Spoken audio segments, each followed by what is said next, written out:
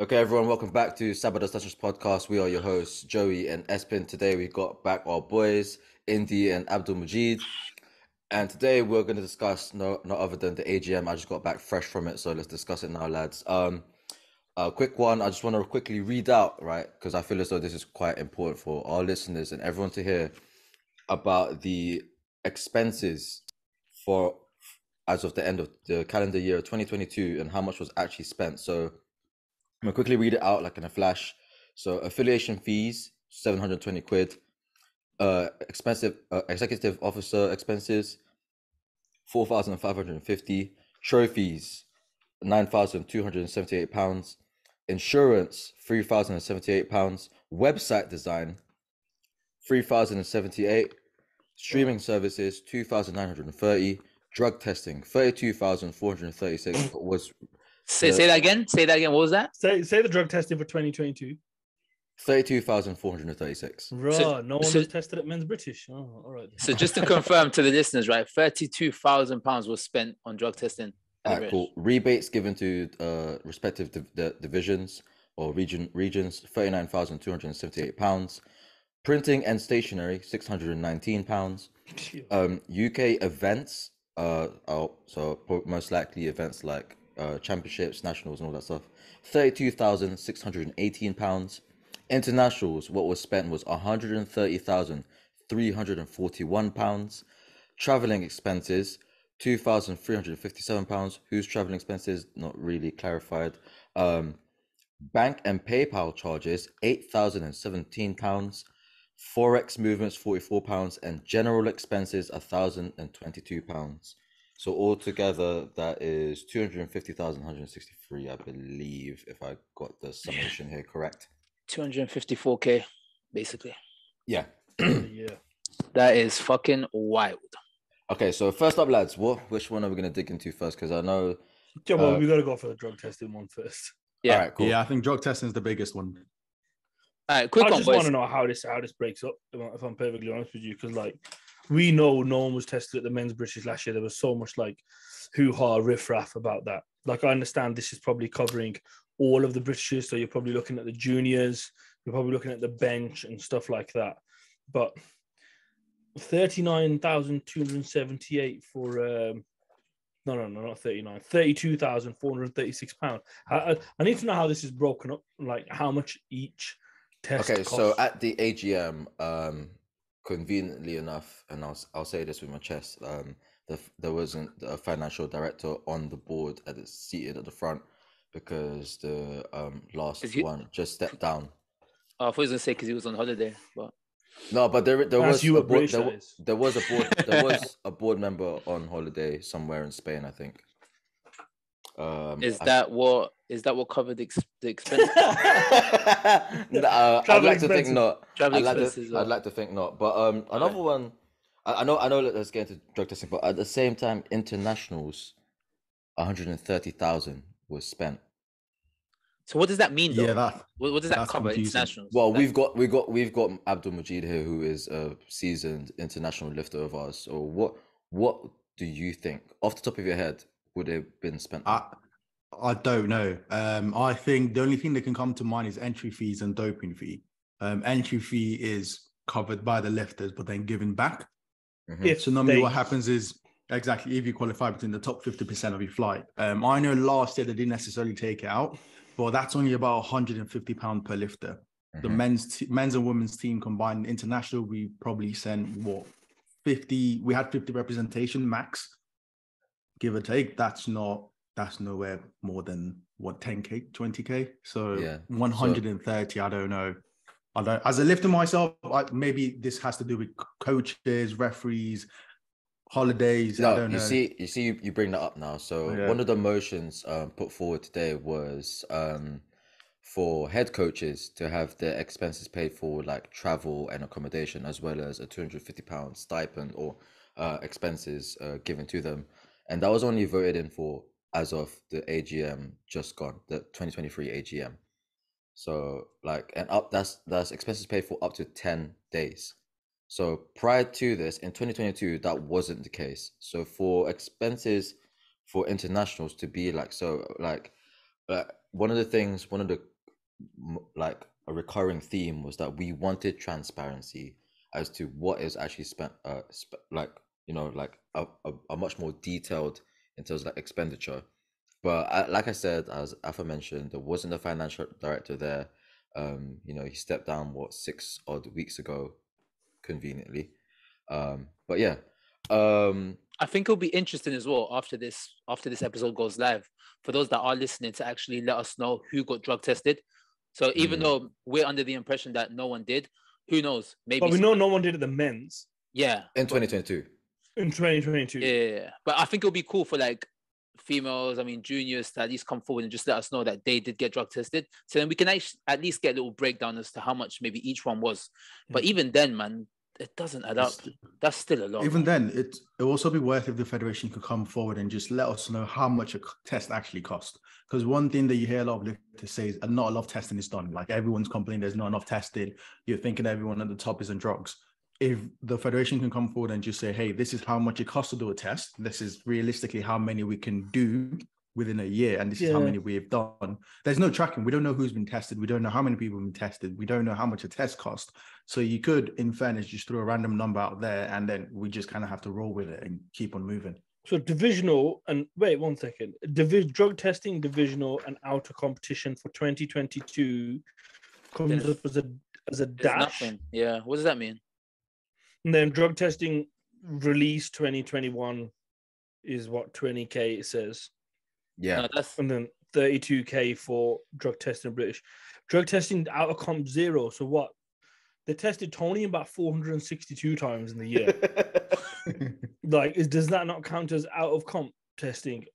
Do you not pay for that? It's just the whole thing is just confusing. I do want to mention that in 2021, which potentially could have happened in 2022 as well, that the federation did benefit from a £20,000 credit, being the drug testing accrual release from 2021. So basically, the BP no longer has the responsibility of the drug testing per se, but it's all under UCAD. Obviously, and UCAD's under WADA, so that could be potentially why. So I'd like to say that these drug testing expenses will have to be in comp, because it's actually getting down the I guess the UCAD agent.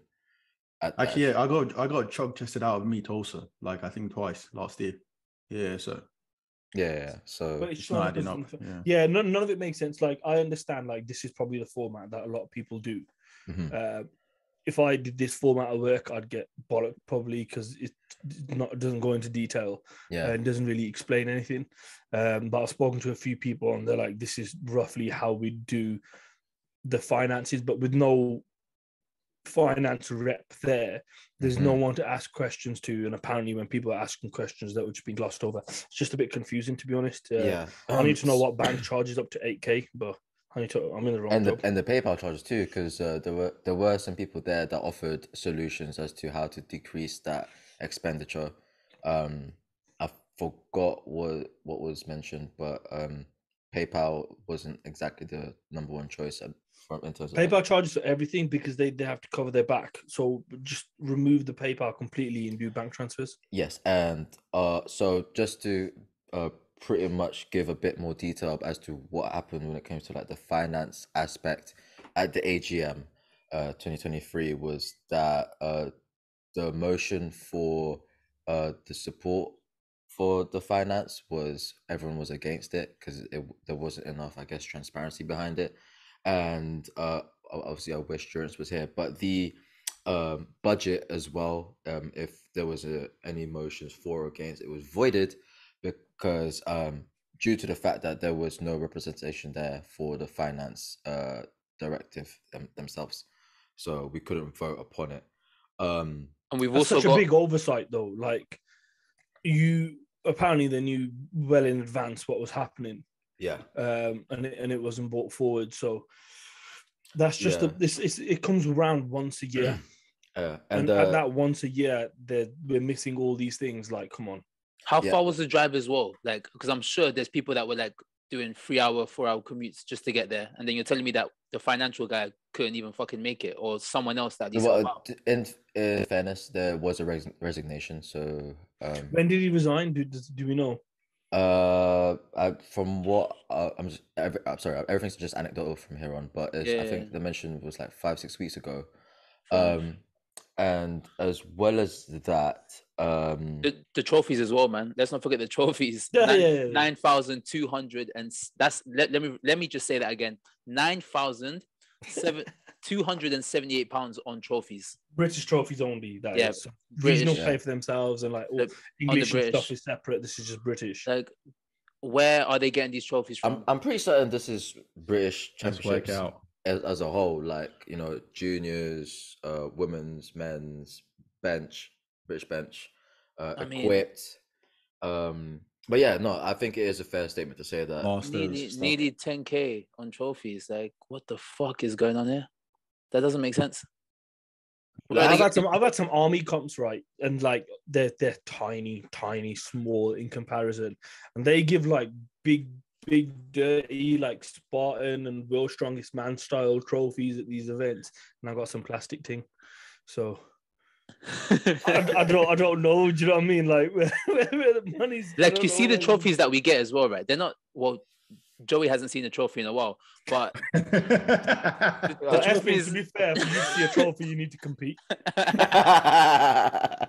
can't have a go at man who actually turns up and then go MIA. That's true. Apologies. But like, the trophies aren't the best. Like, you do see other federations that provide some sick looking trophies. Even though the English ones last year, the medals were banging. All England's were sick, yeah. Yeah, they looked like they were better than the ones we got at internationals. Speaking of medals, though, do you reckon obviously there is a certain amount of the budget that's going to be used for participation medals? Like, what's your take on that, lads? Like, you know, Indy, Mo, even Espin, we've all been in a number of like national level competitions. Like, what do you reckon?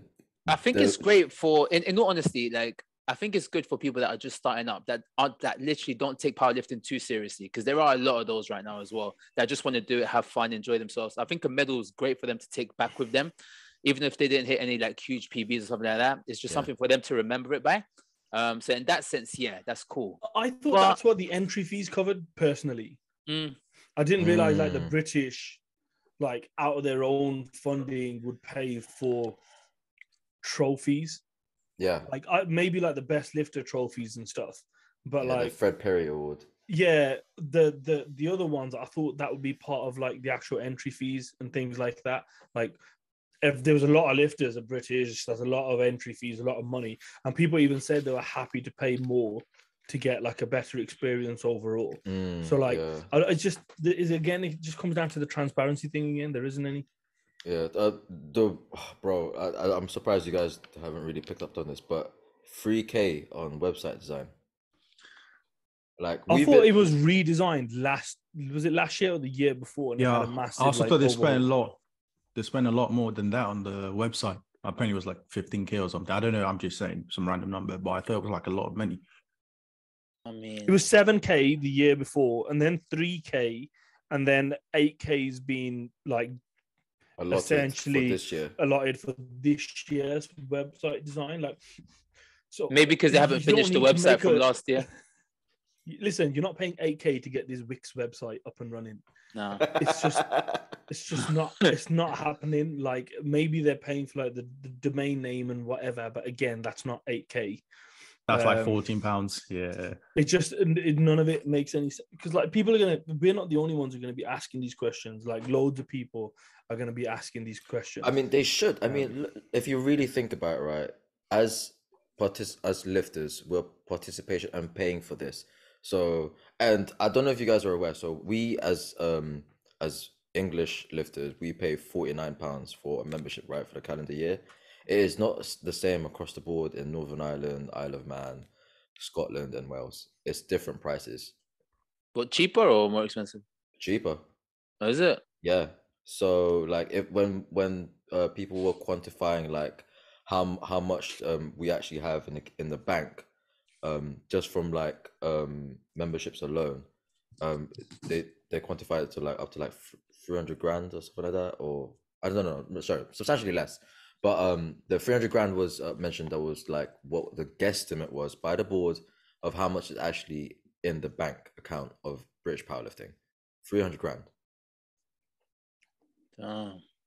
Where the fuck is that going? That's weird. There's a leaker hats at British Nationals were special, weren't there? To be honest, I blame Tony Cliff. I think they spend 300k a year just drug testing Tony. They're like, test him again. Oh, we got budget, test him again. Clean tests every time, easy. But going back to the website design though, I mean that like a bit again, you know, we as much as we would love transparency behind it, but that to me is a huge like anomaly. Yeah. No wonder they don't want people turning up to the AGM because there'll be more people asking questions. Yeah. I don't know if there's anything else that you guys want to discuss in terms of like the finance stuff, because obviously there were other topics in the AGM. Have we I think this is the last one here, but have we already gone through the internationals? Like, Yeah, what is that? Yeah, What does that cover again? I know what it doesn't cover. We know what it doesn't cover. It doesn't cover like the athletes' expenditures, like their travel fees and hotels and stuff. We know it doesn't cover the coaches and the assistant coaches up until now anyway. Mm-hmm. So we know there's massive chunks that it doesn't cover. So we because I don't want to comment and say what it does cover because nobody knows. Yeah. Other than the finance director who's in Spain or whatever. Like that's not the finance director. Yeah, you know what I mean. That was some other board member. Yeah. We know what it doesn't cover, and it's a lot. So Yeah. until we get transparency, you're just gonna have loads of people saying ifs and maybes. Yeah. So other things that I don't know if there's like IPF affiliated costs and stuff like that. Do you know like a team cost to say? So I don't know. IPF might charge you stuff like that. Yeah, You know what I find interesting though? I don't know what IPF charge. We've got here referee expenses as well, 3,808. Yeah. So that might be referees we send like to internationals and stuff.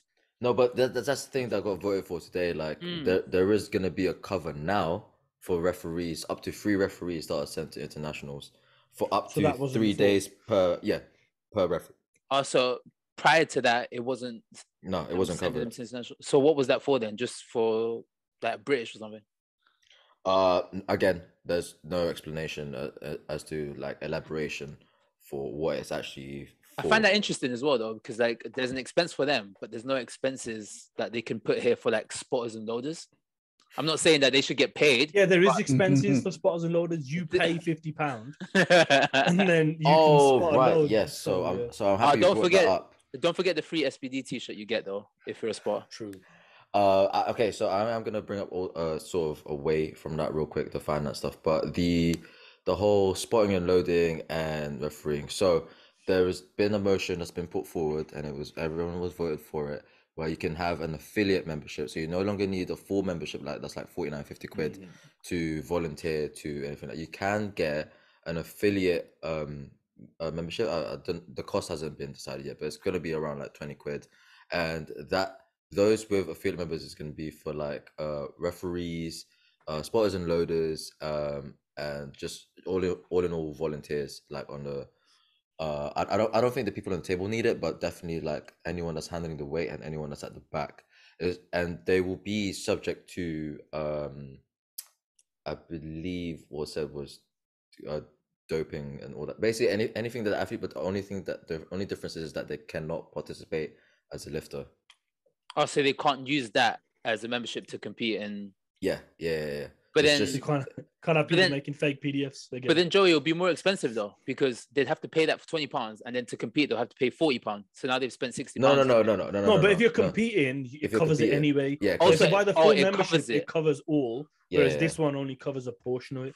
This should have been done yonks ago, like BDFPA, which is much smaller, and probably half the listeners here I haven't even heard of. It's free. To be a ref and have a membership there, it's free. To like help out, it's free. You get that membership done, dusted. So this is something that should have happened a long time ago, and I'm glad this passed, because if this didn't pass, I would have had no faith in anything. Yeah. Okay. Did any other motions pass? Like, because I know there was the one about the A total or the coaching thing. Okay, so I believe that one was I think the one by Sherry Miles, right? Yeah. So That was the the dispensation one, wasn't it? yeah, the dispensation one, but it kind of sort of like um bunched together along with like the ATO and the criteria set forward or set forward by like the head coaches. So um there was no voting per se that was done at the AGM, but there was an emphasis by the chairman, uh Ian, I believe his name is, for to have a discussion with the corresponding head coaches, so like masters, open team, juniors, and all that stuff, to have be clear and concise, as well as like have full transparency as to what is the criteria for like their international selection at the beginning of the year. So at the It beginning of the makes calendar sense. year. Yeah. It makes sense because, like, let's be honest. Since Henry brought the A total in, initially he had a bit of pushback from people, and I didn't understand the pushback personally. But it was clear and concise. You understood where you were, and this year in particular, it's very, very clear. If going into this year's British, you knew exactly what you needed to do to be selected for the team. It was obvious. It was clear. It was posted online. It was shared around. It was easy to see. Stuff like that makes the life easier for the lifters. Yeah. And honestly, I think Henry's probably classified as the pilot now, technically speaking, and everyone else will probably just go off that formula. I know other international teams are now doing a similar thing as well.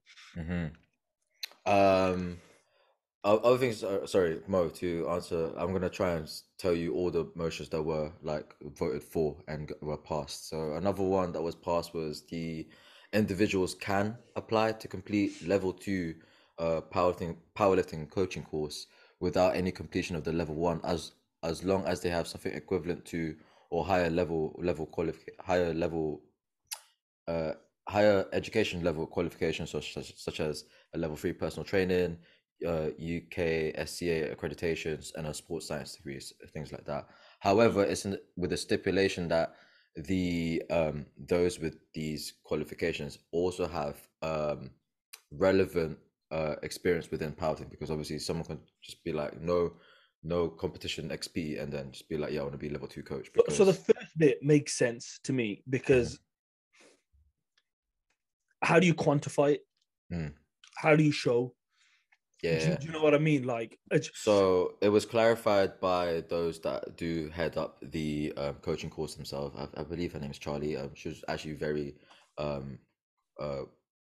thorough with this, in the sense that it's taken in as a case by case basis. Like if the person literally doesn't know anything about how the sport of powerlifting is run, like what are the, like, just the rules, or like how a competition is run, then it's it's gonna to be her very discretion. obvious. Essentially, they Yeah. have to prove to her.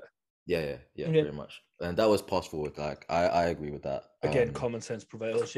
Yeah, exactly. The other motions that were passed, I'm just overlooking the things. Okay, so the proxy voting, as well as the e-signatures, right? This was covered and discussed upon quite extensively. There was a bit of confusion from not the entire board, but a few members of the board, where there was an amendment that they tried to push. Who was confused? Are there any names? Richard Parker. All right, cool. But he did have the amendment, and it's going to be in the notes.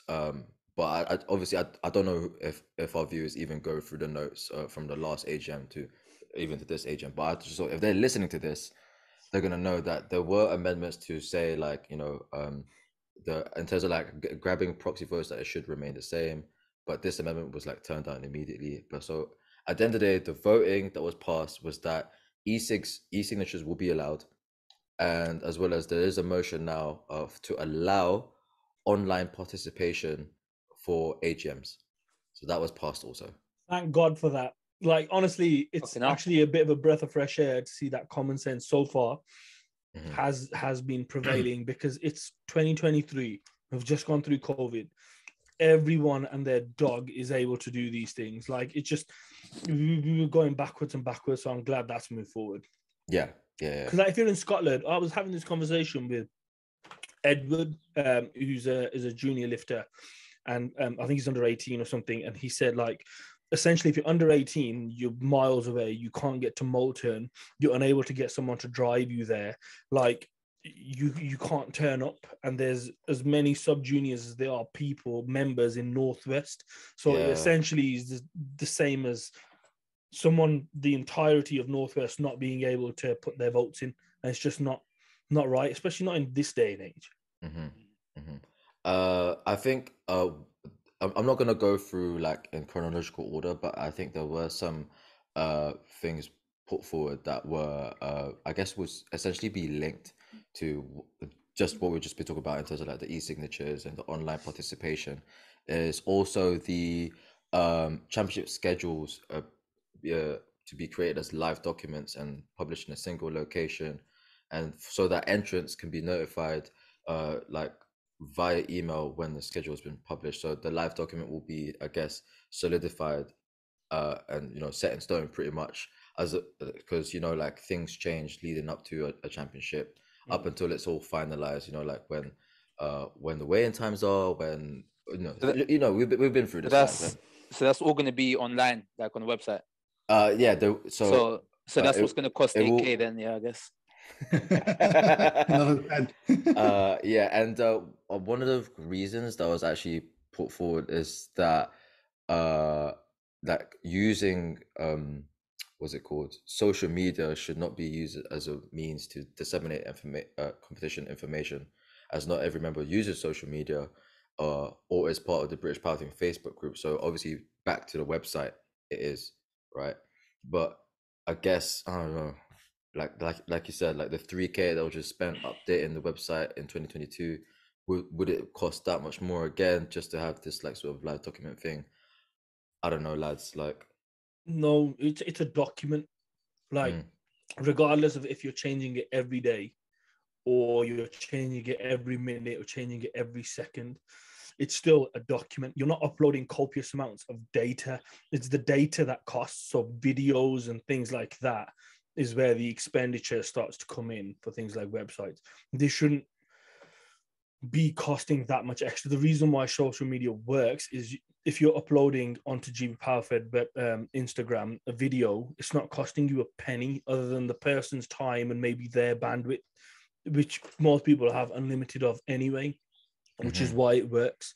So no, it shouldn't be costing that much. No, it shouldn't be a big deal. So if we see a massive like increase in website, funding for the next 2 years and it's blamed on this, bollocks. Yeah. So I'm gonna bring up something that was also I'm gonna try and tie all this in together. So there was a motion that was it's from like Sherry Miles. It's about personal equipment for Muslim women at British Powerlifting comps. Now I was actually there I believe 3 years ago in 2020 when this was first put in motion, not just for Muslim women, but just it's more inclusive in the sense that I don't know, it could like due to like personal beliefs or anything like that, is like like wearing I guess non-supportive clothing that covers skin, right? So this was voted for at the 2020 AGM, I believe. This was prior to the pandemic and the lockdowns and everything. But literally at the AGM today, they took it as we voted for, as long that apparently we voted for to put a motion towards the IPF themselves, whereas it's like to put whereas it was actually more so inclusivity within British powerlifting, and this stems from at competitions it's not been like generally widespread and advocated that people from X sort of stance or viewpoints or beliefs are allowed to do so. There have been cases where officials or people that run the competitions that weren't aware of this motion put forward, that that they can't speak to them and tell them otherwise. Yeah, because I was going to say, like, I know I watched box and there were quite a few people that wore leggings throughout the whole, because it's like making sure you're not showing skin basically while you're on the platform. It's a weird one because obviously it just seems like, I feel like majority, yes, I think I know because I remember back in 2020 when this was an issue and they were raising the whole the whole motion and everything. I know something was passed, but I think the problem is there's no definitive rule anywhere stating that this is what's allowed, this is what's not allowed, and things like that. But I feel like this is where common sense applies, and sometimes you just get meat directors or officials in meats they're just being ignorant, I guess you could say. Yeah. That's the best way to say it, because even in internationals, it happens. If they want to wear leggings to cover their legs and arms, they're allowed to wear it. It's just officials within small federations being ignorant. Bro, it's not even small federations now. My personal experience at Europeans just gone.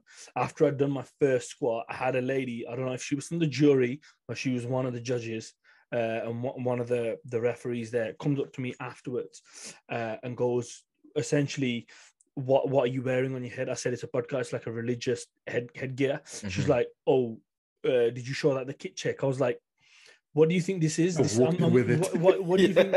How is this helping me squat? Like, what is the conversation here? She's like, I was like, it's a religious thing. She goes, can you take it off? I said, no, it's not coming off, and I'm not going to take it off. Yeah. Like, why was that even a question? Why is it even relevant? Like, it makes zero fucking sense. It helps in zero fucking ways. And like Mo said, it's just people being ignorant or obtuse towards people. Yeah. For no fucking reason. Like, I'm not a dickhead. I'm not offended by everything. So I laughed it off, and I haven't told anyone up until this point now. But like, it's a non-entity. It's irrelevant. Like, if people want to cover up, let them cover up. Indeed, on the other end of the spectrum, though, obviously discussions were made at the AGM and examples were given. Not necessarily at Bucks, but at a different competition whereby a lifter with those religious views that needs to wear specific garments to cover their skin was spoken to by an official for 40 minutes, and at the end of it, this competitor, or this athlete even, was crying in the toilets because of how much pressure it put on her as an individual, not even just as a lifter, but just as an individual, even though this motion was already put forward back in 2020. I guess there wasn't any more voting that was done in this one. And then what I'm trying to tie in together was, the outcome of it was that Cat Smith was going to write something to be like sent to the entire federation with regards to, so that, officials are aware, meet directors are aware, and everyone else is aware. But what I'm trying to tie in together is that if the board members can't even themselves remember what was in the notes from like previous AGMs, like, and what was decided and what was put across and everything else, I personally, as someone that was there, I worry about the votes and what was voted on today. So another key theme that was brought up was that, as well as like, votes being and motions being put forward, that the board themselves should show, like, prior to the next AGM, what was done about what X voted, like X votes, like what was done about this, like, and so that each and every year it would show us as, pretty much the body of this federation, like, where the progression is, not just in terms of like the bank accounts, like, because we've had more members now, that means we've managed to get more in, like, and then spend as much as before, or maybe a little bit more than last time, but because we have more members, like, like what was being discussed is that doesn't equate to growth. Growth is where the federation itself listens to its members and sort of grows into the direction it needs to grow into. And then that's what I was trying to tie in with, like, some of the motions that were put forward. And it's weird though that it was spoken about, and I remember when it was spoken about, and I know the people who put the motion forward, and I've spoken to them since, and they were literally like, essentially it was just mugged off, is the only way to put it.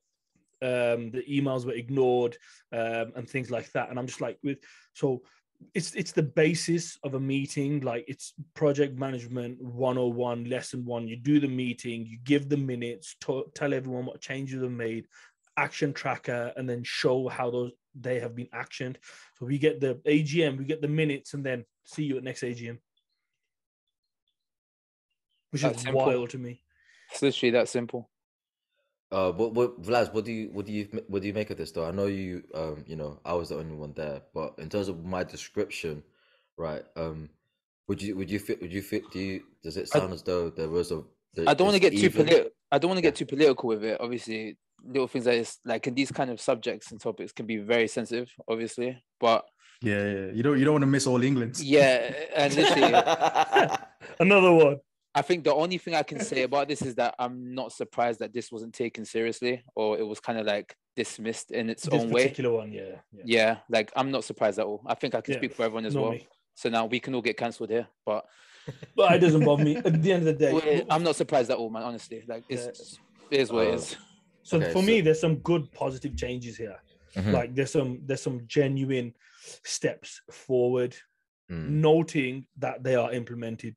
Yeah. Like because we know now, just because it says yes doesn't mean it's going to be implemented. Like we've seen with this Yeah. particular motion that we just spoke about. I would just like to add, just so that listeners are all clear here, the expenses paid for the head coaches will be under yearly review, just because of like board members' fear that we could be bankrupt, potentially because of, I don't know, spending for coaches. But that being said, we will. Well, they've Yeah, go already bankrupted with trophies, haven't they? Fucking 10K. 10K. I'm still shocked on that one, man.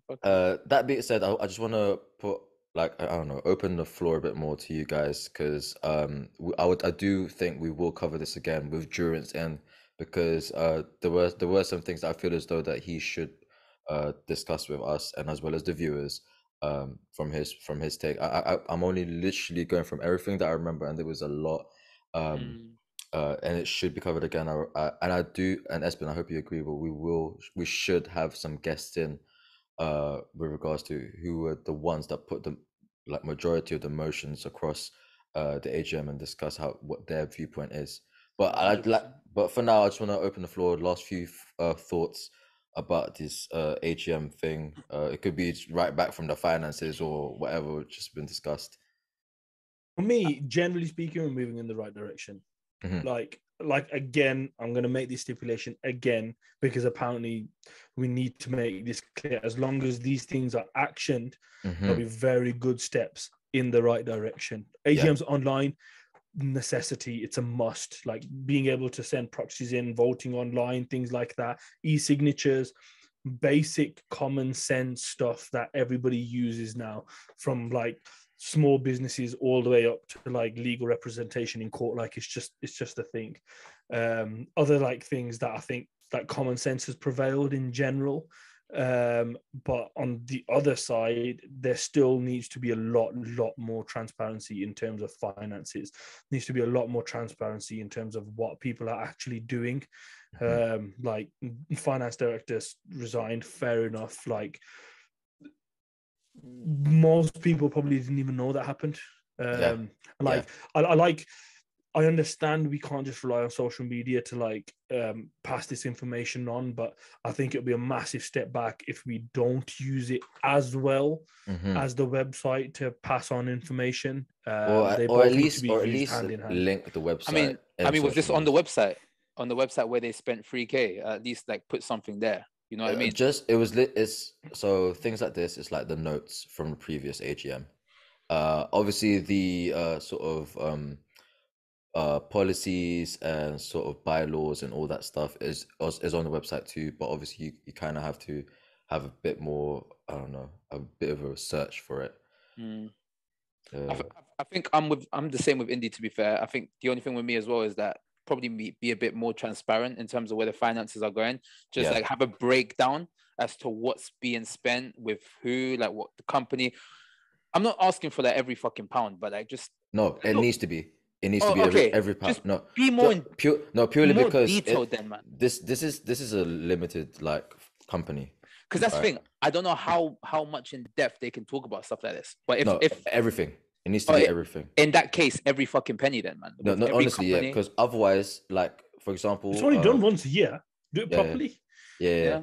So because it's a limited company, it needs, down to the penny, it needs to be accurate in terms of the breakdown and transparency. If it was like owned by, I don't know, one individual, then fine. I guess as a board, it can be still be, budget can be approved and agreed upon. But because it's a limited company, because yeah. it's not owned by one individual, down to the penny, And just Like- like have a breakdown, right? British, we spent this amount on these trophies. Just every comp have a specific amount of what they spent and spend it on what. Just so we actually know, because it's fucking confusing just seeing a number to one thing. Just doesn't make sense. All it's going to do is just create more questions, and everyone's just going to be pretty much just annoyed. It just doesn't make sense. Yeah, because it's our money as members, as lifters, as people that actually it's a sport that we pay into. We don't get paid. We want to see what we get out of it. But it's that go on. I know disrespect. It's not like the competitions that we do are amazing. They're 10 out of 10, are they? Like when you compare us to other countries and their competitions, like look at France, look at the States, their competitions are just ridiculous, like the setup and everything like that. So the fact that, we're looking at these statistics and looking at these numbers, seeing 10K's gone here, 20K's gone here, 90K's gone here. 130K's gone here. And yet It's like... and we're competing in a hall with a little basketball court on top of us. It's like, and the venue's cold. It doesn't make sense. Like, come on, where is this money? But really a quarter of a million has been spent. If you look at GB from the outside, a lot of people go, a quarter of a million has been spent on what? Like exactly. A lot of people be very confused. And look at Mo. Poor Mo just lost 5K in his last. Hey, listen, Mo. He needs this money. I'm no longer bringing this up. Just so you remember, bro. Mo, they could have used 5K from the trophies and gave it to Mo. I would have been more content with that. But yeah, okay. So on that note, lads, I'm gonna move it to Espen to sort of. I know we've on the socials we've asked our listeners, our viewers, to sort of give us little topics to talk about. I reckon as talk of the week, it is fair for our viewers to have a bit of a Q&A sort of situation for us. But before we get into that, I just want to say, Mo, just to remind you, I did not bring up that 5-bag sitch. It was, just for this week, that, right? But it's nice to know that a 74 and a 66 can live in your head rent free. Anyways, Espen, I give it to you, bro. Like, let's see the questions. We did get a few questions. Some questions that we can't really go into because we don't really want to get cancelled in our second episode of Talk of the Week. So we're gonna keep it PG here. Unless, if Jurens was here, it definitely would have been PG. But one of the questions that was quite interesting actually is, we're going to dive into this one. So what do you think about bench-only competitions? Joey, obviously you've done a bench-only competition. Yeah, but I want to hear it from these two first because... you said bench-only, I fell asleep. What did you say? So ask the question. It's like it's the least entertaining movement in powerlifting, and they've made a competition only. And honestly, this is no shade to anyone that does it. This is just our opinion. You guys have asked for our opinion. Now we're going to be brutally honest and just say what we have to say about it. My bench is shit anyway. I'll put that out straight away because I know someone's going to say something. And I'm going to have to shut you down. There is a correlation between those that have shit benches and those that don't find bench entertaining. Well, Mo has a pretty decent bench. It begins with a 2. He finds it boring. I don't know about that. That 1 for 3.5 at British, was that a good attempt on your side, Joey? Oh shit.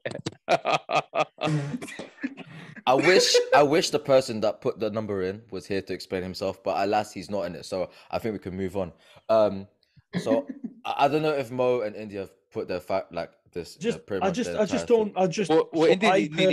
because I don't find bench as interesting. There's nothing against people who do bench only, but even if I'm watching a full power meet, I'll watch the squats, I'll go do something for the bench, and then I'll come back for the deadlifts. And it might be because my bench isn't good enough, whatever.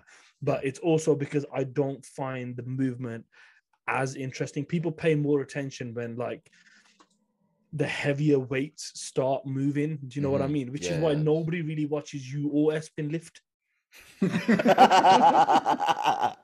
Okay, well, because like who wants to watch someone like squatting 200 kg? Like, it's pointless. Like, Espen won't hit depth.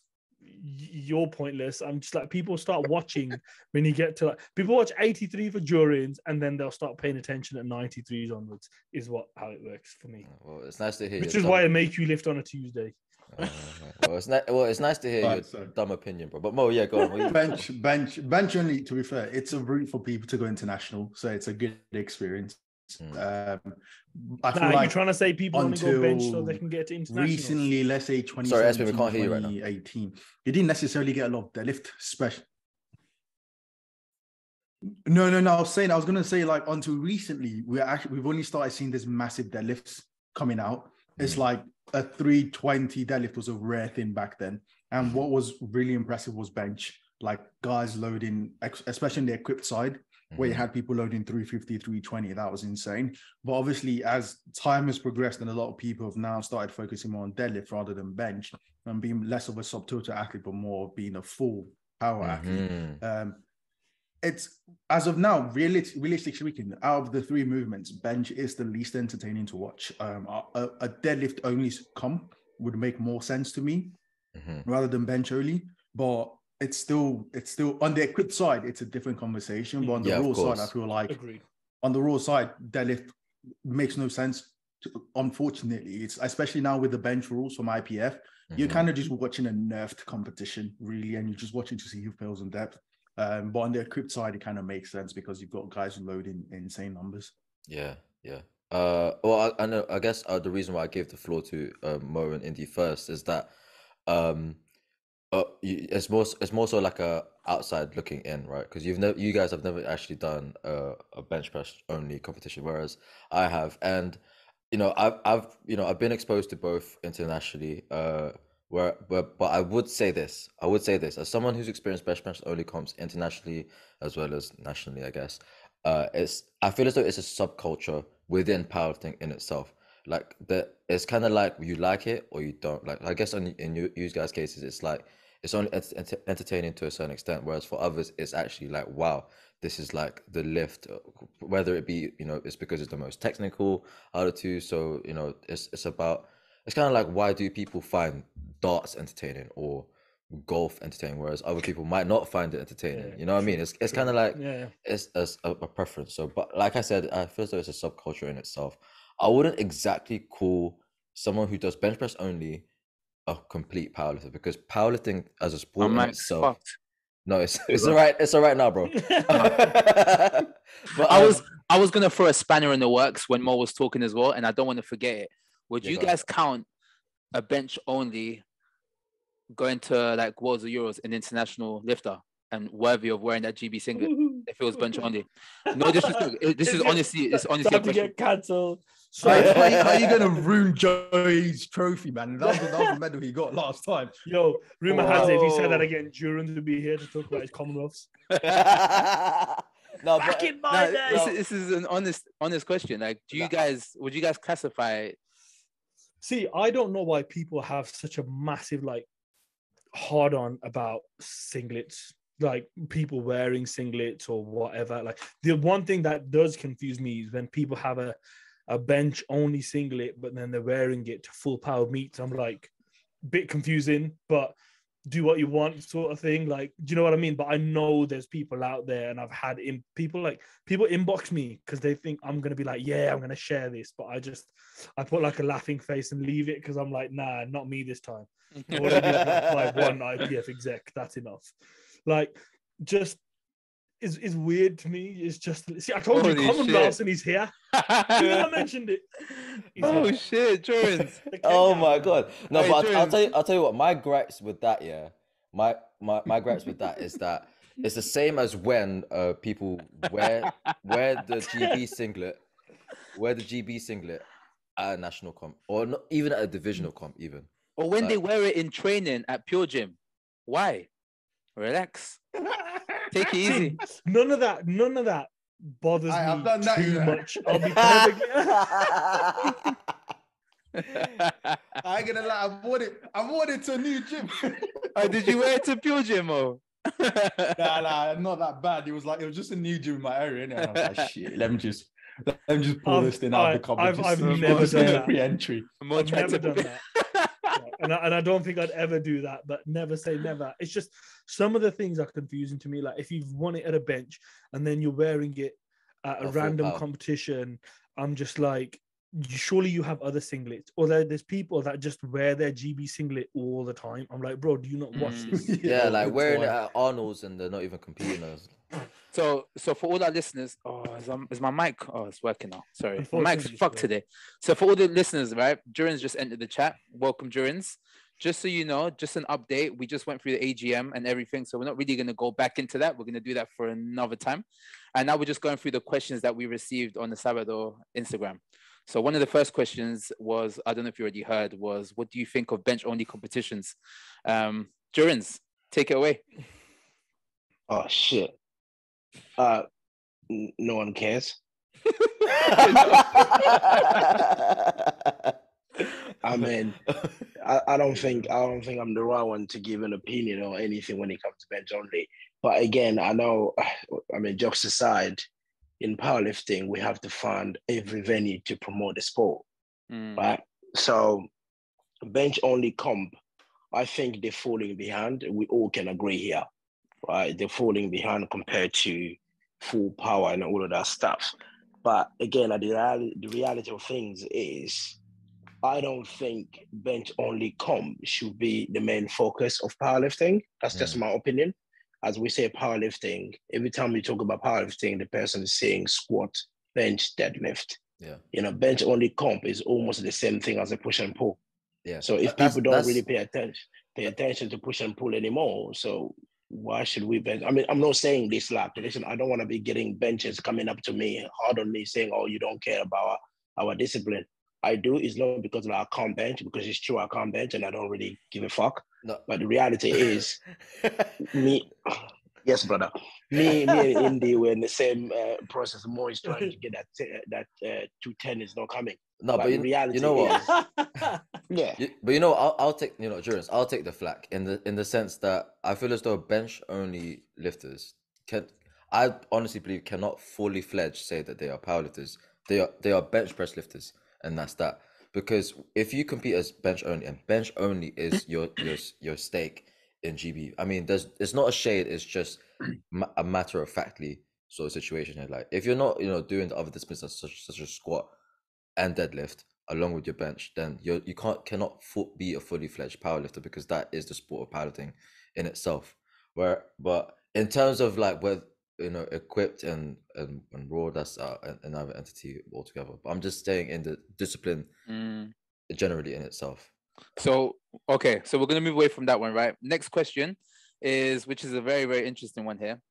So I'm curious to hear how age affects powerlifting for Durance. It seems he is nowhere near his peak. And also the same person also messaged saying, I am curious as to how Durance manages to get stronger in his late 30s. Durance, tell the viewers how old Durance. you are, please, before you answer this. I'm 34 years old. I'll be There you 35 in November. Okay. So I'm You not ain't late 34, bro. 30s. I think this Nah, is a I don't think this is a believe it. joint question. This is I a want to see question for birth. you and Joey. Nah, don't move on. I want to see birth certificates. There's no way Durance is younger than 40. Listen, Look, do you remember my- last podcast? Yeah, my knees, my back, I'm so old lion. But so if you old say this. if, He's 34. so if you're saying that what Mo is gonna say then? Mo is what? If I'm 40, Mo will be 50s then. Nah, Mo's a 6 out of 10 genetics. That's what Mo is. Yeah.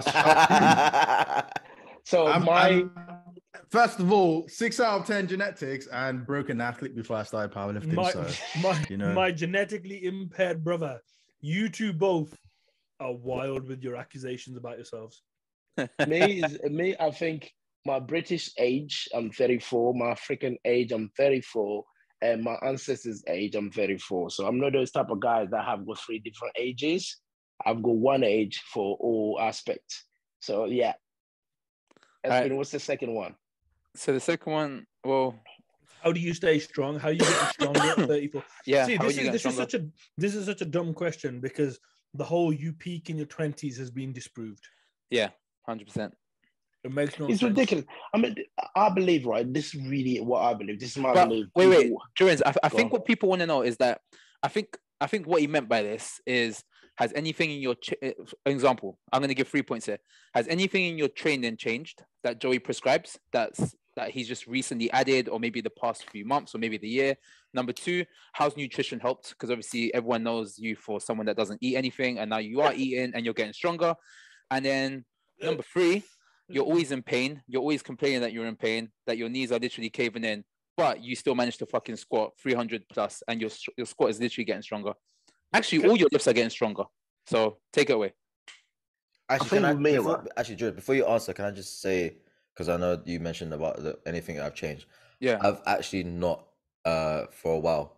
It's just to clarify, endurance has been with me for nearly 7 years now. So in that 7 years, Joey still hasn't hit 600. But yeah, go on, carry on.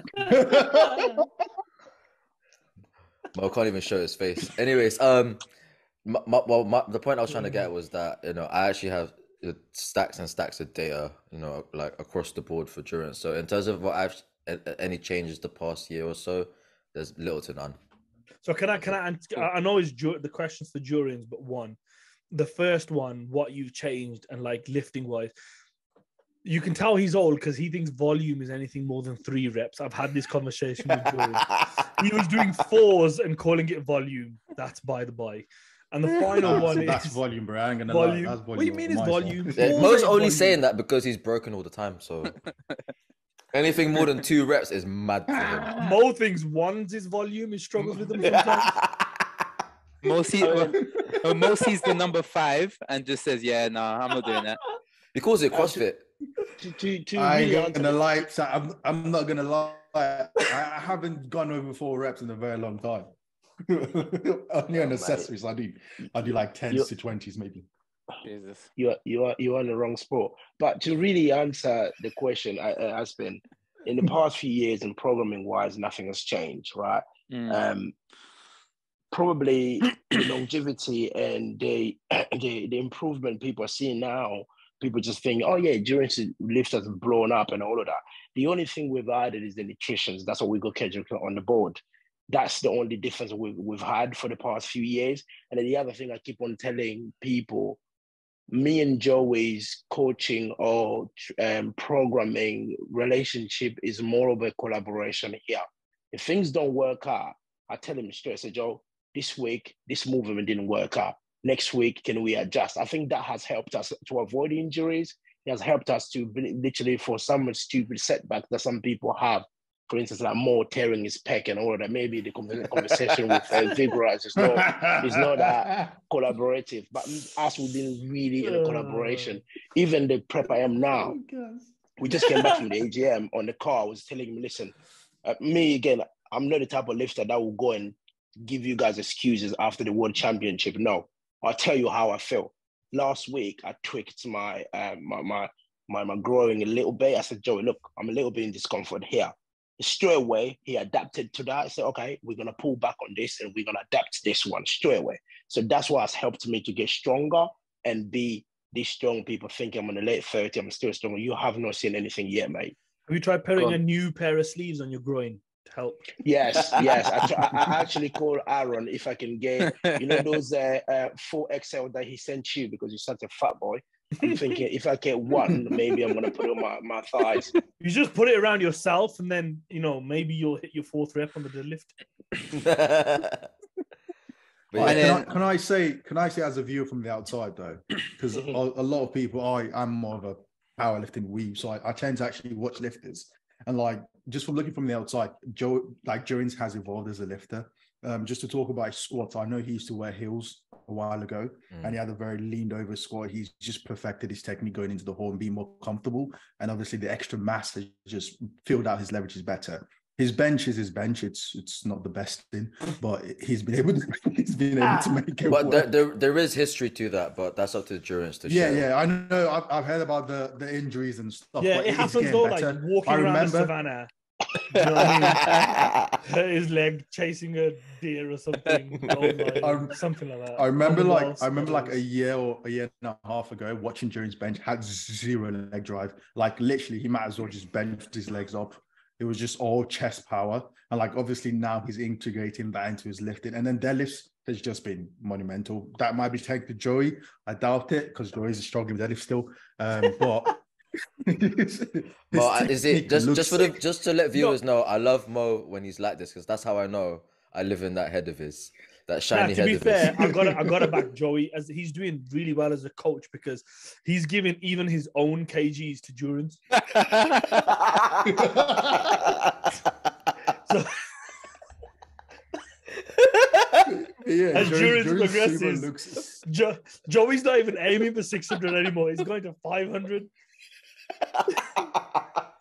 You know what? Yeah, but I can't. That's why he put the bench only competitions up because that's what he's going to be doing from now on. He'll Nah, have Joey at 137 and Durance at 900. That's what's happening. Oh my god, I lost my train of thought now, man. Fucking hell, indeed. But what I was gonna say, Sumo technique also looks a lot better. Yeah. the I think go on, Joey. I just want to say just what Mo said about the whole leg drive thing on bench, bro. I've been reinforcing that for years. It's just some lifters. I'm not gonna name and shame, but just some lifters. Just the adaptation and learning is not as quick as others in terms of like specific disciplines. So for Durance, like with squat, it was pretty much almost instantaneous.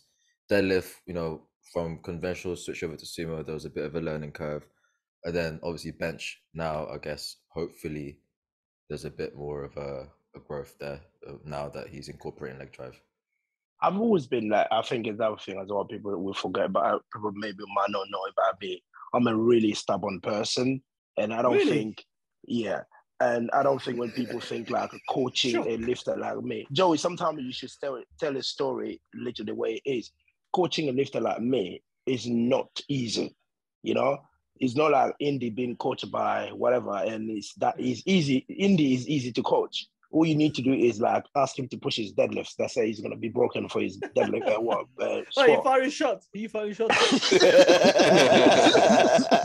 you know what I mean? It is easy. I want names, bro.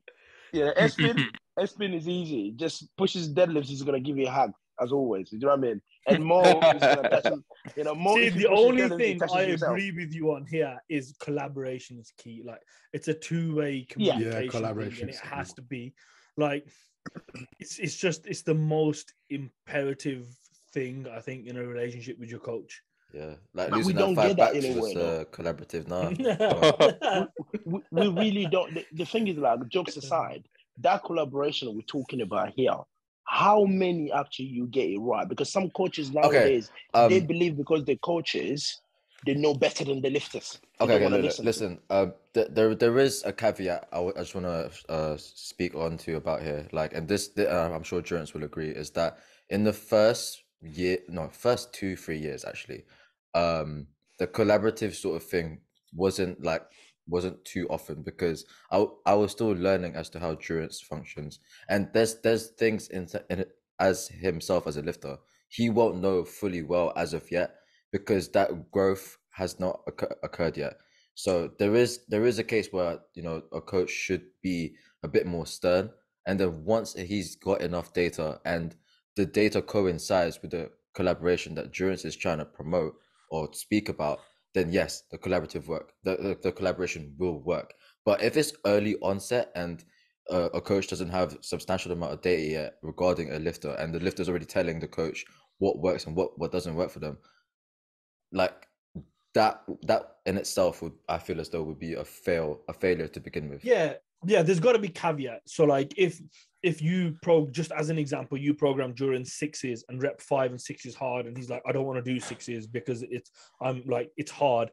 Like that's bollocks because it's meant to be hardest training. Like if it's just easy all the time, then it's fucking pointless. Yeah, if it's easy all the time, you're detraining the athlete. Yeah, it's got to be a happy medium in there somewhere between this thing doesn't work and this thing is hard for me, so carry on anyway, sort of thing. Because like otherwise, it's pointless.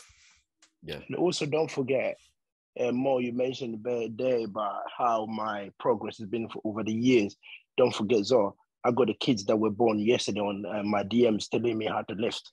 So this is probably part of it because I can't see here saying just me. Which Those kids, kids bro? they tell me as well.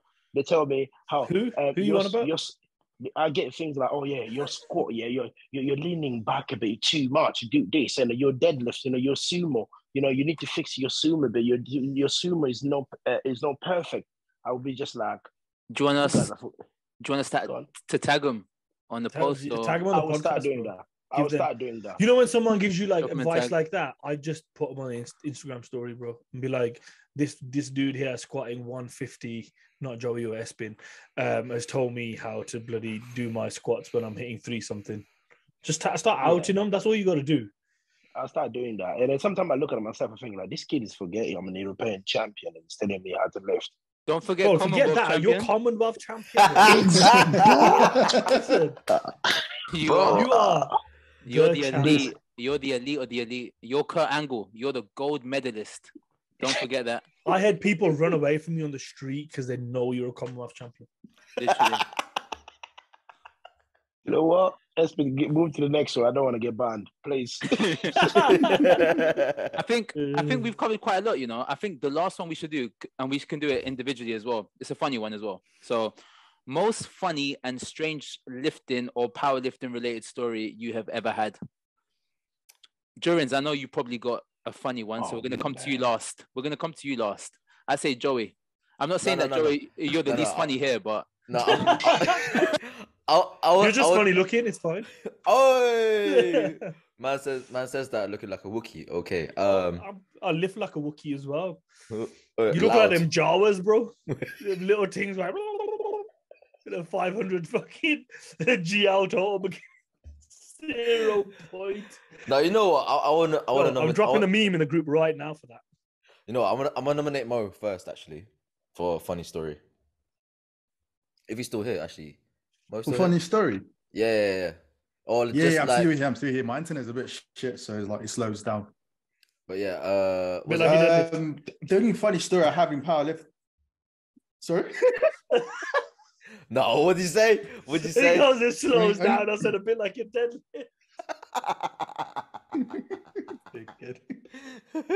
Hey, no, Espins, your mic's a bit fucked again. Oh my days. I think the only funny story I have, shit. I think it has to be Ade. I don't know. This was when Ade first did his yeah. I think it was still a 74. Everyone knows Ade Omasakin, 74 lifter turned 83 now. Absolutely feeling when it was a 74, still growing into the 83s. But I think I remember I turned up, it was a local YNE camp. I was there just watching, chilling, and the flight for 74s was about to start 40 minutes out. Ade was nowhere to be seen. 30 minutes out, Ade was nowhere to be seen. 15 minutes out, everyone's calling Ade, where are you? Your flight starts in 50 minutes. Ade just runs in, says, hey, I don't know. My missus had to go back to the hotel to grab her bag and stuff, and I've just come here now. The man had 10 minutes. He wanted to literally just wear his kit and step on the platform and compete. Mm-hmm. And I was like, yo, this makes no sense. At least try and do 100, drop your opener and do 140, 170. He wanted to basically just took him 10 minutes to warm up. He only got his first squat, but yeah, that's my. He got his opener. What was his opener? Yeah, guys, I think his opener was 230.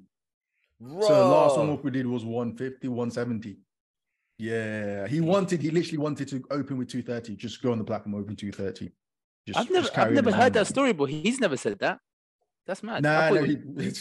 This was, I think he wanted to, this was before he did, was it British Nationals? Or, because he never did Open Nationals, did he? He did Junior Nationals. Yeah. This was before he did Junior Nationals. He did like a local YNE company, wanted to go over 710, 700. But yeah, he was just not so mad. He still did well though. I think he still did around 680, 670. But yeah, never seen someone warm up. Personally, I like Ade to the extent that he took away Espin's 74 deadlift record. Just rubbed him out, and then that's what made Espin cut down to 66. Nah, you got pushed out of 70. Seriously, Espin. You got bullied out. No comment. You got bullied out, bro. What's below 66? Because when Kibria beats you next year, what are you cutting down to? I'm going to be against Aftab. 59s. I'm coming. Jeez. You'll have to up your steps. You're You're gonna have to go on Indy, endurance diet. what pre Kedrick? Just pre-cat. You just gotta look That's at true. burgers, not even eat them. He was kind What of about reminiscent the other day, no? Indy, what about yourself? Funny story in powerlifting. Bro, I don't have any funny powerlifting stories, bro. Bro, you got so many, bro. Nah, Bro, what you You're mean? benching it. I can think Oh, of Yeah. I can think of a funny one now. Anyways. I hit my third dead at nationals. How about you, Mo? Let Let me just.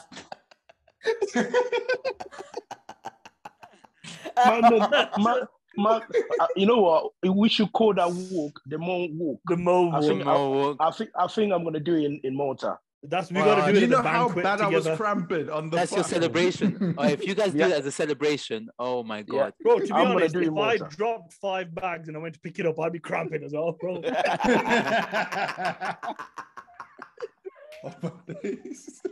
To be fair though, you'll be much better next year because there's no cramping from the audience.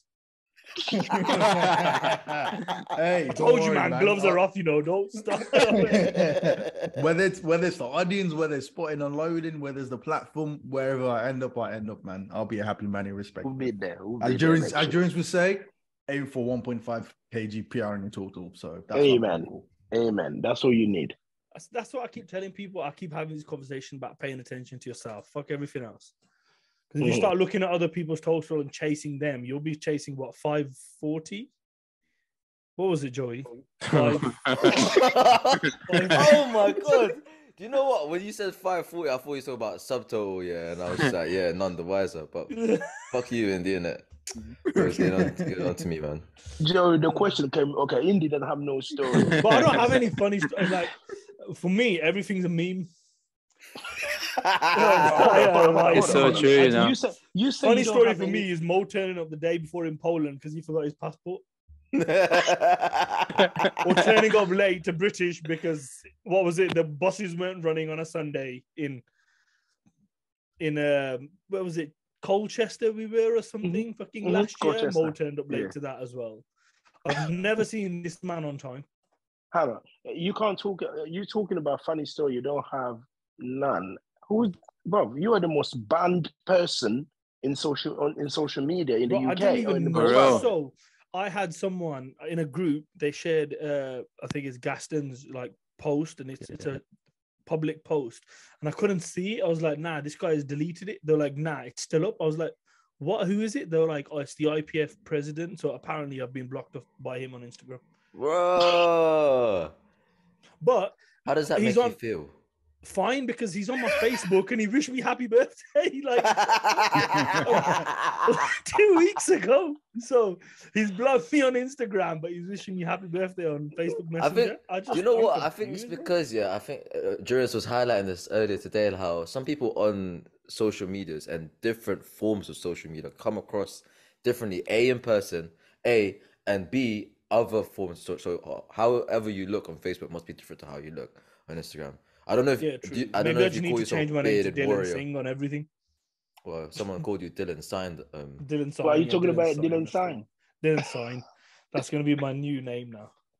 It's Yeah, good, man, because Joe- like it's that coming under the radar thing. As soon as certain man mention your name, you start failing lifts.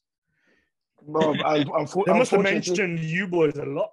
But unfortunately, Indy, he fixed your name. He calls you a warrior. He calls you a Viking. They said apparently when you step on the platform, Malta will shake. When? Nah, that wasn't said. The only I reason feel it's like- I gonna feel like I shake is missed- because how much I weigh. But I feel like I missed the episode where Joey got invited, though. I don't know. Wait, invited to what, Mo? Malta. Now you leave Joey alone, man. He's invited to be second in charge of watching online streams from home. No, but hear what I'm saying though. I know me and Mo will have a role reversal next year for Sheffield, innit? I'll be on the platform, and I'm gonna have to struggle to find him in the crowd, innit?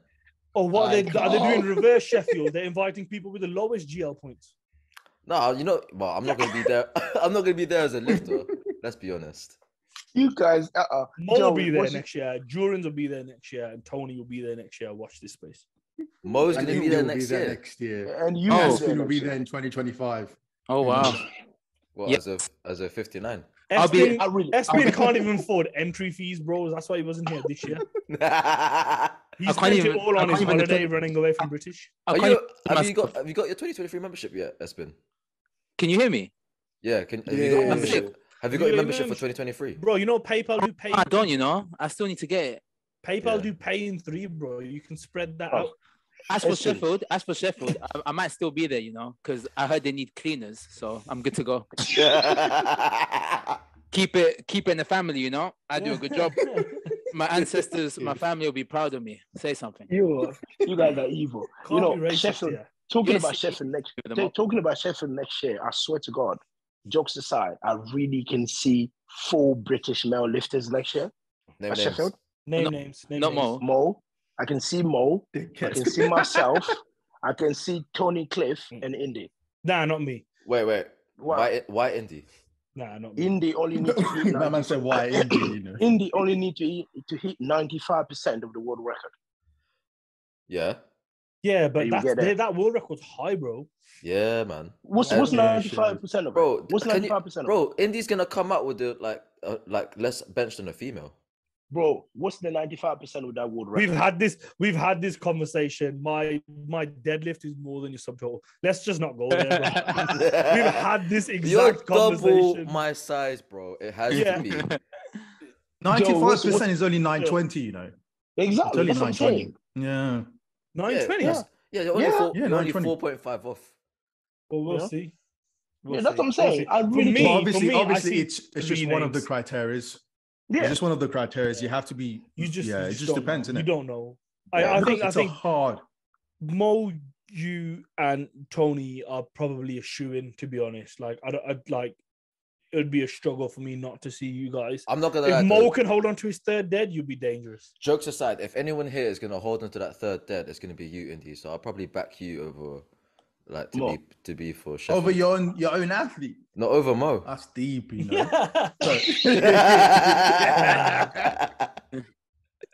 But I think Malta. I think it's still, like we had that conversation last time. People still got to push at Malta. I think Malta's going to yeah. be where. Yeah. Motors will be amazing. Because the funny thing, they will Also- love... Go on. Oh, sorry. Yeah, I was just gonna say random. Like, obviously, we're talking about Sheffield, but Ryan from KLTL, Let's Split. I don't know if you want to talk about this or save this for another podcast because it's supposed to be announced soon. But Ryan, Let's Slip. I don't know how many people noticed about 2025 potentially World Games. So Yeah. I know everyone's Yeah. excited for Sheffield, Yeah, but we also we have did. like We bigger did. things on the Yeah. horizon coming We'll, up. Yeah. I say we talk about Good. that in the next one. And in the next one, Yeah. we're also going to talk about something that we got in one of our questions, but we're not going to go in depth. Well, we're not even going to talk about it today because I think we've covered quite a lot, boys. It's going to be about drugs. So, and I Nah, think- why I did you think- look at Mo and Durin when you said that? Yeah. Did you see his eyes? He went, I'm going to talk about drugs. I think it's going to be an interesting topic. Nah, what is he trying to say? Durin's Mo, I you looked- tell us something. I looked directly at Durans as well as at drugs. Rumor has it, you know that 38 bags BP spent. It wasn't on testing. It was on allowing you boys to pass testing. Woo! Jeez. Nah, you know what I'd say? Durance if ain't even genetics denying were it. up at like 7, 8, but because you're 6 out of 10 genetics, it's pointless talking about it. That is true. Bob, I'm need on drugs right now. I got flu, bro. I need to. Yo, I'm surviving hello, drugs. just screen record that and send it to someone. Bro, believe me, you know. I'm going to use that as Dude, bait and just post that on Instagram. You need no to worries, rest. bro. That's gotta Go be for it. that's an easy bait. That is as well. Yeah. Thanks, That's an Durans. easy Go for bait. it. Go Joey for it, told bro. Durin's King Amun to We, get on we, drugs. we still haven't got Joey's funny story in powerlifting yet, but yeah. I mean, I- the only what, funny is thing he's got is that he hasn't hit 600. What Nah, you lot are fucked. Why are you asking Joey? You know his entire powerlifting career is a meme.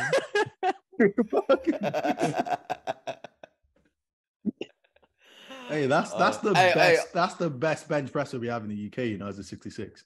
For real. Yeah. The one that You got hold one the attempt. hold the record. You hold the British record, don't you? Yeah, he still holds it. Yeah. Jeez, Is what it? is it? Is it not everyone in this podcast have got British record? Now, man got taken away by Ade. Nah, Espin don't have a record, bro. The only record Espin has but is you know most what? competitions he's ran No, away no, from. no. Espin still has the deadlift record in 66. Oh, yeah. Yeah, No, no, but What the is it? only odd one out is Indy because he's never won a British. Oh, shit. It is what it is. But- You gotta have and- competitions at the I don't- British. You get me? Honestly, Joey, do you think anyone's going to take my 290?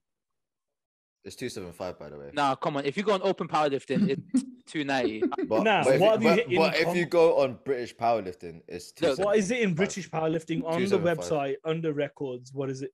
The way I see it, 275. right? If it says Southeast powerlifting, it's legit. Yeah, that's Southeast, bro. Isn't no that one where cares. BJC competes sometimes as well? So what? You compete the same as him? All right. My God. Right, Uh, man. Is it You 275? compete, your rumor deadlift has it you record? compete alongside it. Oh, All right, no, don't say that. All right, guys, don't listen. And on that note, guys, we're gonna No, call. what do you mean? We're talking about your British record here, 275. Yeah, it's Oh, that would be- 275. What Well, did that would be Kibria hit this year? he Our hit, keeper should get that easily. Yeah. No, Yeah, you easy. keep it. We'll get that at All England easy. Yeah. I think second attempt. Bro, you're gonna have 0 records. We might as well just Yeah. call it a day. Espen, you're matched off now as well. Can't even back yourself, man, because your match letting you down. Oh, what Espen should do is should start coaching, bro. Just end up like any other You- shit lifters that can't lift Your and start coaching. your record's gonna be the most amount of records taken away from Did he the say lifter. shit lifters, the coaches, bro? Oh my god. Record losses. Because most of people when they try powerlifting, it's not their game. What they do is they go into coaching and they call themselves the best coach in the world. Oh, Yeah, those but juniors, they're getting to coaching, bro. True. I know there was, you know what, in the anonymous, I had like at least 200 responses where they're like these fucking stupid one comp coaches, and then on the other side, it was probably those coaches saying, why are people so angry at one comp coaches? It was like these two groups just clashing with each other. I'm just sat there laughing at both sides because like you can be a coach, but if it depends if someone's actually paying you to coach them and you don't have any experience. That's I'll be honest though, like you could be a 0 comp coach, but as long as what you're producing, like it bears fruit, like yeah. It's all relative, isn't it? I don't know if Mo can relate, but Wait, it's I just- can- who's coaching me you, versus Joey? you? Who can relate? Nah. What have you added to your total in the last year, Mo? In the last year, shit, it's only about 2.5, you know. Last 2 years. 2.5. Last 2 years. Last 2 years is maybe around 40, 60 keys, maybe. 60 keys in 2 years. It's not bad. Joey, what have you added? in 2 years, 65 kilos. Jeez, see, this is what I mean. It's big numbers. Oh, you haven't competed. Never mind. SP. Durance, what have you added? What 2 years? That's what we're talking about. Back 2021, isn't it? Yeah. So I've added about I think on top of my head is that 57 kilos or 53 Yeah, or true. 52 and a half, something 53, like that. Just- about 53. 53. Just think, Yeah. think Yeah. about 55. how these because respectively, Durance and Mo, you're like the top of your weight class. Do you get what I mean? So as an elite lifter, to be adding that much in 2 years, something's working. Yeah. What about you, Indy? What have you added in? Bro, I can't even remember. What I hit 2 years ago. I think it I was. think 17 and a half. I've added more to my squad than Joey and Alex have on their totals, but it's fine. Oh, shit. Well, from when? In the last 2 Actually- years, Oh, In the yeah. last 2 years. How much have you added in your squat? bro, I think was it not last year British, just the year before that British. I hit 820 something, 820. Nah, Indy's massive though, because Indy used to be a fake 105. Remember? Exactly. Yeah. So I that one, that, yeah, that but competition I whooped his ass in. Yeah. I- that oh, I go there. All that ass whooping to not earn a penny. You know. Oh, hold on. I'll take the ass whooping to be able to drive where I want in my own bit. So Mo's just sat on the bus with some random guy going, "Yo, and I'm on the bus, but I'm British. I want British, you know." so Mo has beaten Indy. The one- Yeah, bro. Bro, this was a Better dumb get idea by killed. me. I cut down from 115, 116 to a 105. Dumb idea. My fault. Can't blame anyone else. Yeah. But I India's take it on the he's put chin. 100. You put 100 kilos in your 100 total. kgs up in 2 years. Yeah, 100 kilos in total Yo, in 2 Mo, years. how much did you beat him by though? Do you remember? India, You how know much what? I beat him Fuck by? that. Funny powerlifting story. Do you remember your warm-up squat, Mo? I know. I didn't want to say that. Do you remember that? Do you remember that? Tell it. I'm there squatting. I put my rack on, and all I hear is and fucking a loud crash. I turn around, and Mo's just launched the fucking weight off his back onto the floor, and he's looking around, going, "I don't know what happened. I don't know what happened." With his It fucking fell French off. low bar. Considering he's got such a big back, he couldn't even hold on to the weight. Mo, you've had that problem on your squat, and you're dead. Men just say French low bar, you know. Jesus. I was in French Lobo wasn't a thing back then, bro. But you were invented doing it it, already, bro. Nah, not at all. I was high bar as hell, bro. What are you on about? Your squat now is French low bar, though. Nah, it's changed. It's changing. You changed it again. Yeah, because of the ref. Basically, the referee on You Sheffield. change your squat like stance and hand position more times than Espin changes weight categories. Hey, that's so true, you know. If only my bank account changed as well. So, He Mo, changes at least once a year when he buys his bus pass. Mo, can you tell the listeners what have you changed your squat again? No. It's just what I'm doing is rather than being so hip hinged backwards, I'm just maintaining whatever on rack position I have. I'm looking to maintain that throughout the whole movement. So What happened from at the Sheffield? side. Because I basically do. Realistically speaking, if you look at Ben Pape, if you look at Tony Cliff, if you look at Dylan, right? I do similar to what they do. The only problem is I have a short as hell torso in comparison to my female length. So when I hip hinge, it just looks terrible compared to like everyone else. Like it literally look because my torso is this short, right? So if I hip hinge, it just looks awful. So I'm just trying to make it look better because apparently the judges at IPF said it's gonna get tougher going Yeah, because forward. the referee who kept not giving you start commands is a French ref. Oh, at is he? Sheffield. Oh, wow. Oh shit. The surprising thing is like that French rep. When I was looking at it, I'm thinking, hang on, isn't that how his nations actually lift? So if it's a cut one referee or whatever, so what's that referee training is doing in France? Why is he telling them? Well, they've had issues Yeah. they've had issues aplenty. And to be honest, like if you look at Europeans, like after the whole Pana situation, if you look at Nicolas Perrault and Coco, they were a lot more upright than they have been in training.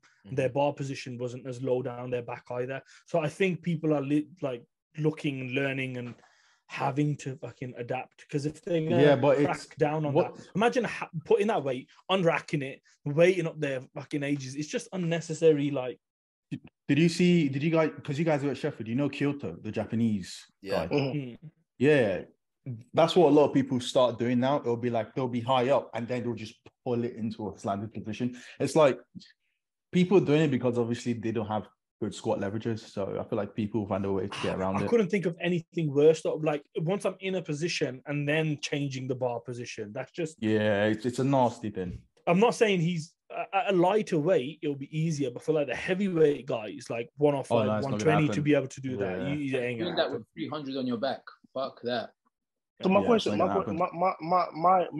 would be, why don't you just squat normal? Just get strong and squat normal. Have you seen the size of my quads? My quads are the size of your frame, and I still squat only about 10 kilos more than you. No. So clearly, it's not just getting stronger. No, you can. No, but you mentioned quad size. That's not to allude to Mo's strength. out here saying he uses your sleeping bag as his knee sleeves during. Tell him, Durins, in the Congo, we sleep outside. No. In the Congo, we sleep on the tree, mate. Not outside. So we climb trees every day to go and sleep up. I mean, they had trees. I know you can get stronger and score 350.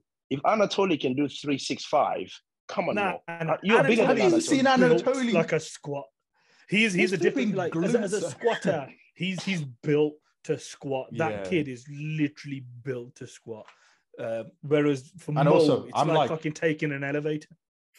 I'm like 6. Basically, I'm 6'1", and Anatoli's like 5'7". So leverage wise, is just Most too beamers big. are the size of Anatoly, Anatoly. same height as lengthwise. Durance. Anatoly should be shorter than Durance, actually. He's shorter than me. Yeah. The only shorter than difference Durance. is he has confidence going into the whole of his squat. Ah, shut up. And he's also got a decent bench. And Yeah, but the also, problem is something about knee sleeves. yeah, but Something. Anatoly knee sleeve. If you give me that brand, probably I'll have confidence in the whole, isn't it? So No, are but you you're not trying to allowed say? So you trying He to say was doing it with he's bro. stronger? He did 12 to 15 reps with 305 kg wearing the old Titan sleeves, old ones. Man is built So? to squat. As in, he just has. It's bro. Have you used the old Titan squats? The sleeves. Have you seen them? You No, might I've as well go never get even cling touched film, them. put it around your knee. I held them once, honestly, and it genuinely nah. I might have said put cling film around your knee, bro. Nah. I know, honestly, Joey, we still need to upload this as well. So we're gonna have to just leave it there. So, boys, I just want to say, Yeah, no. I don't want to say before we call it a day there. Is my No mic- slide digs at the this mic end. is so Jeez, look shit. at us. One thing, I'm gonna buy a new mic. This mic is it's definitely made in Ecuador, I 100%. think, yeah, of course. That's why it's so weak. But listen,